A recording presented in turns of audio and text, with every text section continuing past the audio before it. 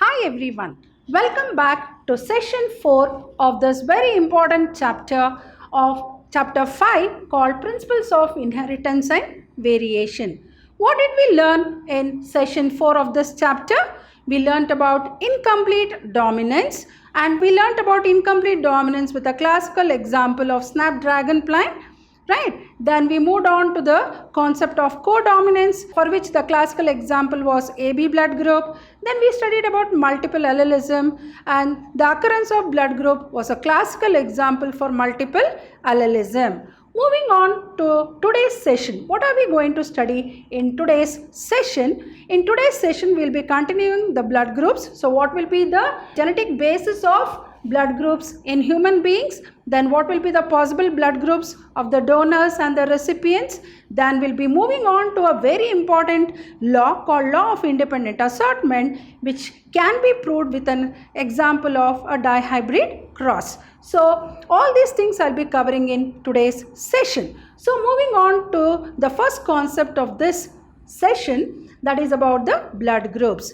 We have already come across in the last session that Karl Landsteiner in 1900 classified 4 types of blood groups. So all of you know, like in the last class we have studied, that is A, B, AB and O, right? Then what will be the genetic basis of blood groups? We also studied about the genetic basis, where we use the word called I. I refer to what? I refers to isoagglutinogen, right? And the 3 allelic forms that are found is IA, IB and small I. Now, what will be the genetic basis of blood groups in human population? If the allelic form of parent 1 is IA and allelic form of parent 2 is IA, so what will be the genotypes of the offspring? It will be IA. Then blood types of offspring will be A group. Then suppose the allele form from parent 1 is IA, then of parent 2 is IB, then what will be the genotype of offspring? It will be IB. Then what will be the blood group of the blood type of offspring? It will be AB. Moving on to the third possibility, allele from parent 1 is IA, then small I. Then what will it be? Genotype of offspring will be IA. As you know, IA can also be written as what? In the previous session we have studied that A can be written as IA or IA small I, right? B can be written as IB or IB small I. Then AB, as you know, it is a classical example for codominance, can be written as IA, IB, then that is O group can be written as small I, right? So here you can see that if the allele from parent 1 is IB, then that of allele of parent 2 is A, then what will be the genotype of offspring? It will be IA, IB. Then the blood type of offspring will be AB. Then if one of the parent is IB, the other parent is IB, then what will be the possible genotype of the offspring? Will be IB. And what will be the blood type of the offspring? It will be B group. Then moving on to the next possibility, allele from parent 1, that is IB, the other parent is small I. So it will be IB, small I, that is the blood. What will be the blood type of offspring? It will be B. Then as you know, B can also be written as what? IB or IB small I. Then small I, as I said, the allele from parent 2 is I, and that of genotype of offspring is small I. Then it will be O group. So this is the genetic basis of blood group in human population. So this tabular column will help us to know what will be the possibility of the genotypes of the offspring and the blood group of offspring that is based on the allelic form of parent 1 and allelic form of parent 2. All this we have already come across in the last session. Just to brief up, so this is the genetic basis of blood groups in human population. Hope you have understood what will be the genetic basis of blood groups in human population. Moving on to the next slide.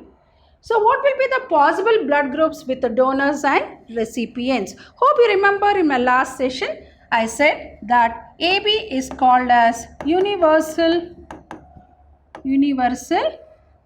that is universal recipient. O is called, O group of people are called universal donors. Who is called as a donor? One who donates blood.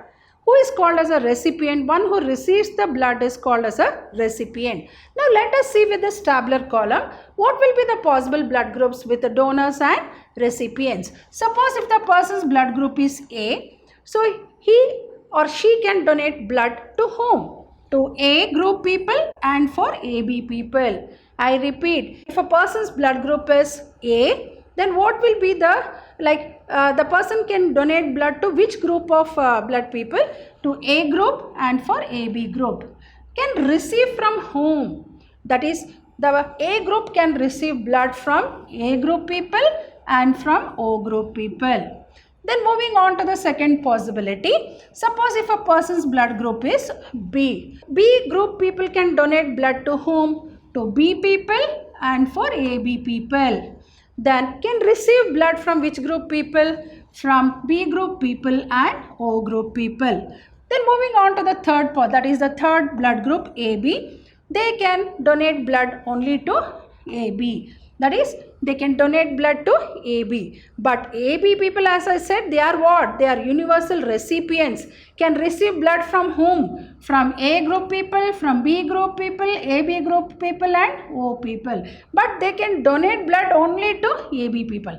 But can receive blood from all the group of people. That is from A group, B group, AB group and O group. Moving on to the next blood group, that is O. As I said, O is called as what? Universal donor. So, O people can donate blood to A group people, B group people, AB group people and O group people. But can receive blood from whom? Only from O group.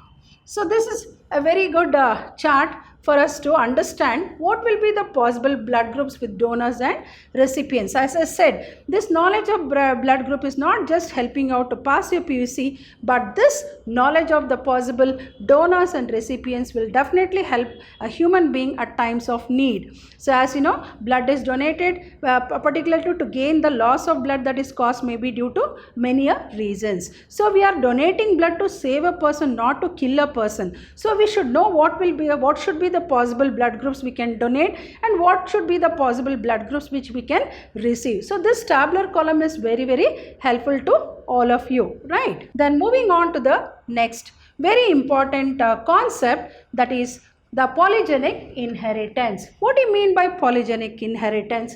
If a character is controlled by more than one gene. Suppose if a character is controlled by more than one gene, it is called poly. Poly means what? Many genes. Polygenic means, so such a type of inheritance is called polygenic inheritance, which may be asked for 1 mark question. So what is polygenic inheritance? If a character is controlled by more than one gene, it is called polygenic inheritance. What is a classical example for the polygenic inheritance? It is skin color of human being. The skin color of human being is a classical example for polygenic inheritance. Hope you have understood what is polygenic inheritance. Moving on to a very, very important law, that is called law of independent assortment, which is also called as Mendel's second law. First law is what? Law of segregation, and the second law is called law of independent assortment. When alleles for that is, what does the law state? The law states that when two pairs of traits or characters are combined in a hybrid in F1 generation, segregation of one pair of the character is independent of the other pair of characters. That is what that means to say, when the alleles for more than two contrasting characters are brought together, that is when alleles for more than two contrasting characters are brought together in an F1 hybrid, they assort independent of one another in F2 generation during the process of formation of gametes. That is the statement of law of independent assortment, or it can also be stated as what? The law states that when two pairs of traits are combined in a hybrid in F1 generation, segregation or what? Assortment of one pair of character is independent of the other pair of character. And this law of independent assortment, hope you remember in the previous session, law of segregation, which is also called as law of purity of gametes, was verified by Mendel's monohybrid cross.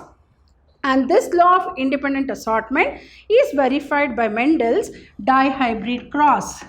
This is called dihybrid cross, or it is also called as two gene inheritance. There it was called one gene inheritance. What is monohybrid cross? It is a cross between two plants differing in one contrasting character. What do you mean by di? Di means what? Two. So it is a cross between two plants differing in two contrasting characters. Hence the name dihybrid cross. There it was called monohybrid cross, where we took the stem height of a pea plant as an example. Then we came across the monohybrid cross, where we got the phenotypic ratio of 3:1 and genotypic ratio of 1:2:1 and the test cross ratio of 1:1. So we are also going to derive the same phenotypic ratio, genotypic ratio and the test cross ratio for this dihybrid cross also. So moving on to the next slide. Coming across, what is inheritance of two genes? As I already said, now dihybrid cross is called as inheritance of two genes. What is inheritance of two genes, or what do you mean by dihybrid cross? As I said, it is a cross between two plants differing in two contrasting characters. Two pairs of contrasting characters. It is a cross between two plants differing in two pairs of contrasting characters. So this inheritance of two genes can be studied with a very beautiful schematic diagram. Hope you can see the schematic diagram, which clearly indicates what will be the possibility, what will be the phenotype of a dihybrid cross, what will be the F1 hybrid, what will be the nature of the F1 hybrid, whether it is homozygous or heterozygous. All that we can come across in the schematic diagram. So what is this dihybrid cross all about? In monohybrid cross, we took a tall pea plant and crossed it with a dwarf pea plant. So we had Mendel had taken one contrasting character with reference to stem height. Here Mendel crossed pure breeding round yellow seeds. So one character is what? Round. Round is with reference to shape, and second yellow. Yellow is with reference to the color. So one is shape, the other one is color. So what is one contrasting character with reference to shape? Round. For this round, opposite will be what? Contrasting will be wrinkled. That is with reference to shape. Color, yellow. For this, contrasting will be green. So round yellow. For this, what is the dominant character? Round. Round, wrinkled, yellow, green is the contrasting character he took. So Mendel crossed pure breeding round yellow seeded plants. And what is the genotype? We are going to write capital R, capital R, capital Y, capital Y. According to the law of dominance, the character which is dominant is written with a capital letter. With pure breeding wrinkled green seeded plants. And what is the genotype here? We are going to write it as small r, small r, small r, small y, small y. As I said, always alleles occur in pair, genes always occur in pair. So they never occur in single. So we have to write. Here we have taken two contrasting characters. So this is one contrasting character and this is one contrasting character, where we write the alleles as what? Capital R, capital R, capital Y, capital Y. For what? For round yellow. For round yellow. I repeat. So what did he do? He took round yellow seeded plants. Round yellow seeded plants and crossed it with wrinkled green seeded plants. So here this is the thing. What is allele? For wrinkled is small r, and for green it is small y, small y. And all the F1 hybrids that was obtained after crossing this round yellow seeded plants with wrinkled green plants obtained all heterozygous round yellow seeds. That is, this is the genotype. Capital R, this is the allele. That is capital R, small r, capital Y, small y. Anyhow, I am going to explain in the schematic diagram. So, what the Mendel, again, as I said, what is F1? F1 is the first one, hybrid. How do we get F2? F2 is obtained by cross-selfing F1 into F1, right? So, here he took round yellow.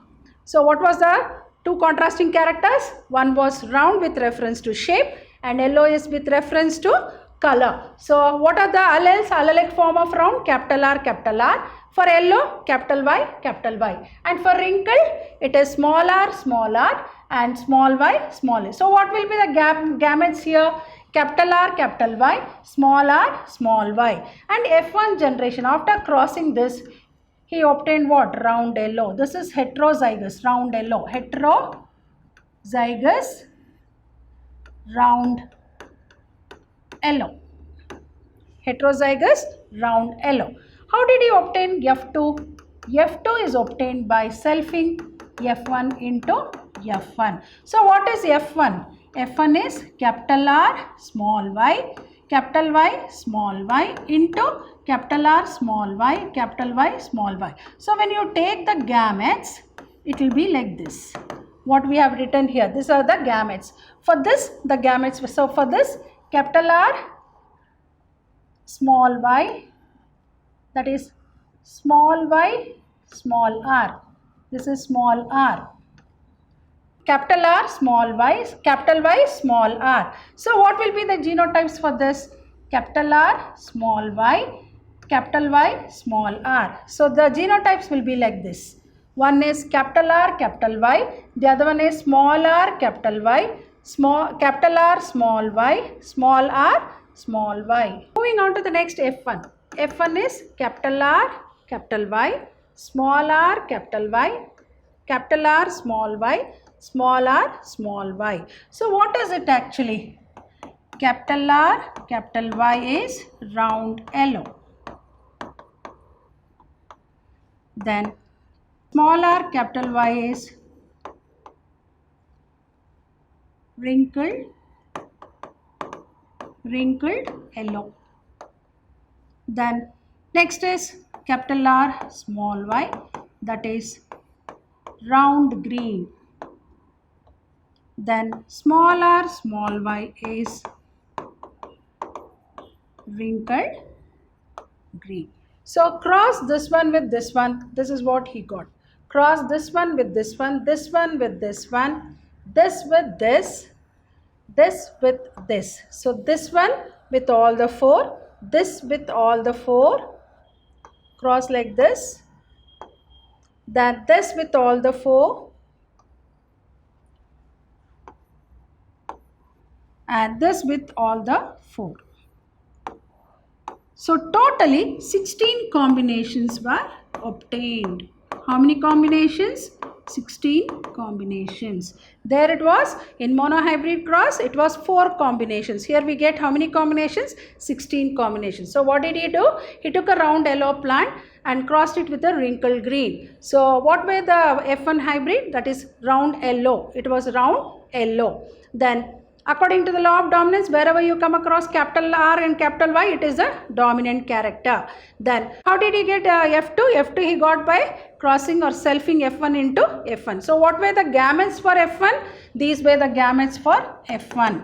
And what were the gametes for one more F1? These were the gametes for F1. So, crossing these gametes, these were the possible gametes what he obtained. So, he got around how many combinations? 16 combinations. So, in that, round yellow were 9 and round green was 3, then wrinkled yellow was 3 and that is wrinkled green was 1. So, what is the phenotypic ratio? So, phenotypic ratio was 9, this was 9, right? Capital R, capital Y was 9. So, capital R, capital Y was 9, then small r, capital Y was 3. Then the other one was capital R, small y was 3. Then small r, small y was 1. So, 9:3:3:1. So, this is called the phenotypic ratio. What was the phenotypic ratio of a monohybrid cross? It was 3:1. 3 tall is to 1 dwarf. Right. So, in a similar way, 9 is to 3 is to 3 is to 1. What are 9? 9 are round yellow. Then what are the remaining 3? So small r stands for what? Wrinkled. Capital Y stands for what? Yellow. Wrinkled yellow 3. Then round green. Round and green. Round green is 3. Then wrinkled green as 1. Right. So what will be the genotypic ratio? So the genotypic ratio, there the genotypic ratio was 1 is to 2 is to 1. Right. There the phenotypic ratio was 3 is to 1. Here what is the phenotypic ratio for inheritance of 2 genes or dihybrid cross? It is 9 is to 3 is to 3 is to 1. And what is the genotypic ratio? 1 is to 2 is to 2 is to 4 is to 1 is to 2 is to 1 is to 2 is to 1. You have to remember this phenotypic ratio and genotypic ratio which is asked in the exam. So this is what is about dihybrid cross. Hope you have understood the concept of inheritance of dihybrid cross. So here moving on, as I said, round yellow is crossed with a wrinkled green. So what do we get? We get round yellow. That is, we get what? Round yellow. Then this is what? Round yellow which is heterozygous. Which is heterozygous. How do we get F2? F2 generation is got by selfing F1 into F1. So F2 generation is this one. And what was the ratio here? That is capital R, capital Y, then small r, capital Y, capital R, small y, small r, small y. 9 is to 3 is to 3 is to 1. Right. So this is how. So cross this one with all this. So you get this one. Cross R, capital Y with capital R, capital Y. You get capital R, capital R, capital Y, capital Y. Cross this one with small r, capital Y. You get this combination. Capital R, capital Y with this. You get this combination. And this one with this one. You get this combination. Going to the next.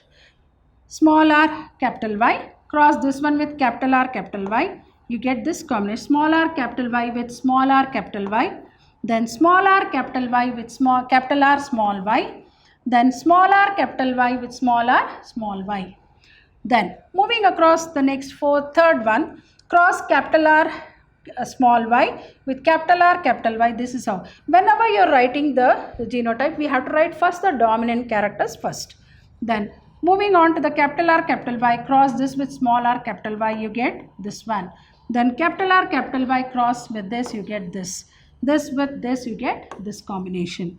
Moving on to the last one. Small r, capital Y with capital R, capital Y, you get this combination. Next with this, you get this combination. That is round yellow, right? Then this one is wrinkled green. So this is round yellow. This is also round. You can calculate. Wherever you come across capital R, capital Y, it is round yellow. So as I said, how many are round yellow? 9. So 1, 2, 3, 4, 5, 6, 7, 8,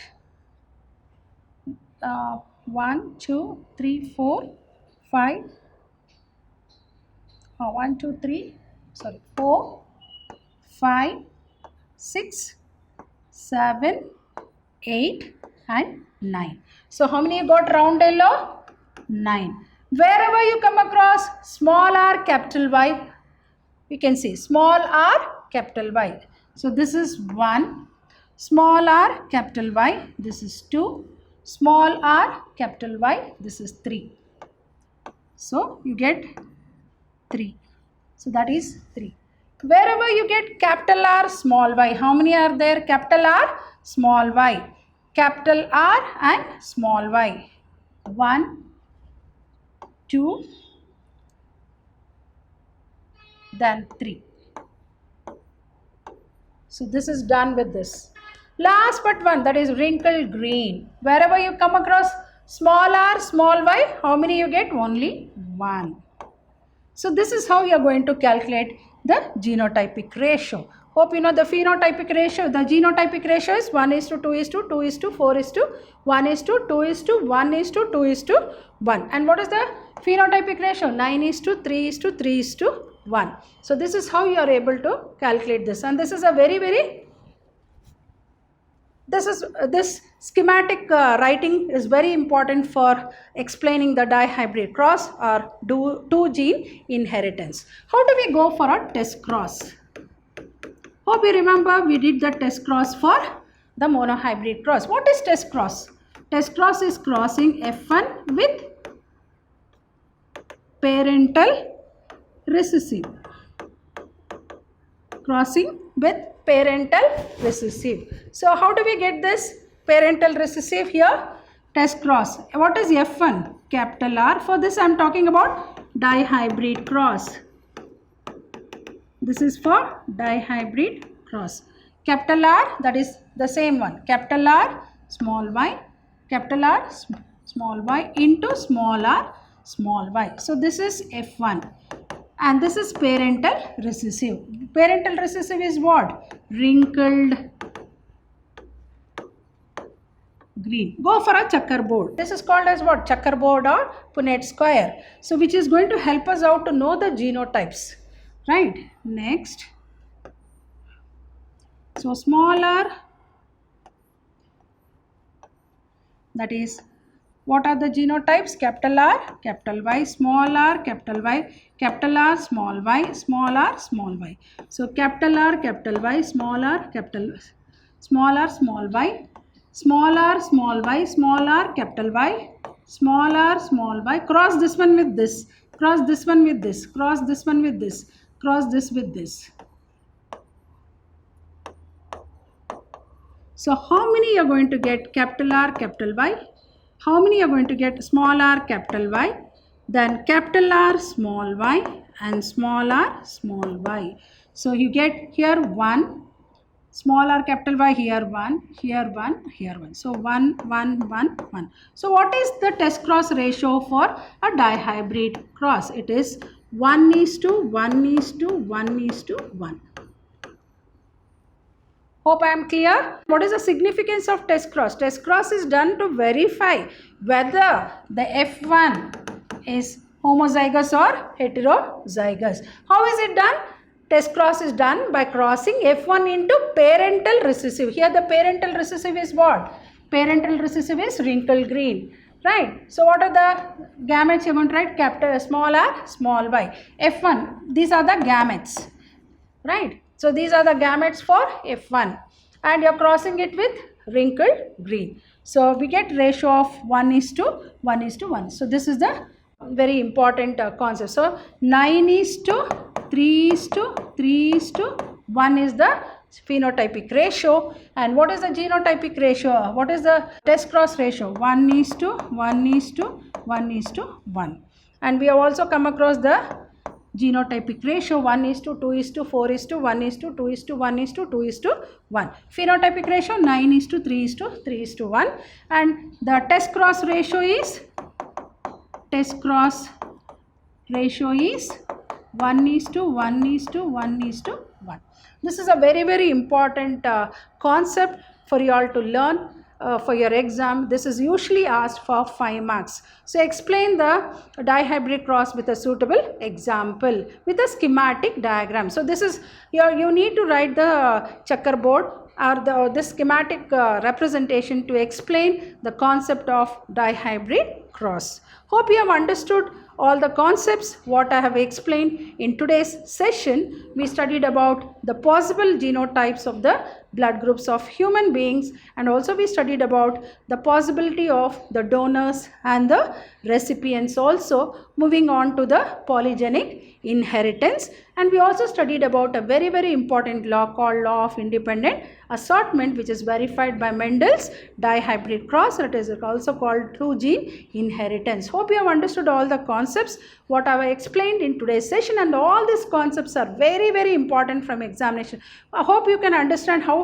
Only thing is, this is very easy to write. Only thing is, you need to have practice. So if you constantly practice writing the schematic part of this dihybrid cross, then it will not be a problem for you all, and we will not go wrong in writing the genotypes. That is particularly for F2. F2 is little bit this one. So you need to practice writing because you get how many combinations? 16 combinations.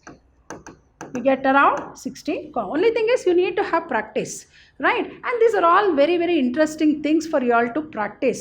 And you should enjoy, as I said, you should enjoy learning. ಕನ್ನಡದಲ್ಲಿ ಹೇಳ್ತಾರೆ ಕಷ್ಟಪಟ್ಟು ಓದಬಾರ್ದು, ಇಷ್ಟಪಟ್ಟು ಓದಬೇಕು ಅಂತ. So anything which you learn with interest will definitely help you out to understand the concepts. Hope I am clear with all the concepts what I have explained in today's session. Right. So as I said, then the phenotypic ratio is 9:3:1. And what is the genotypic ratio? 1:4:4:1:2:1:2:1. What is the test cross ratio? 1:1:1. This is about the dihybrid cross. These are the ratios for the dihybrid cross. So what will be the ratio of monohybrid cross then?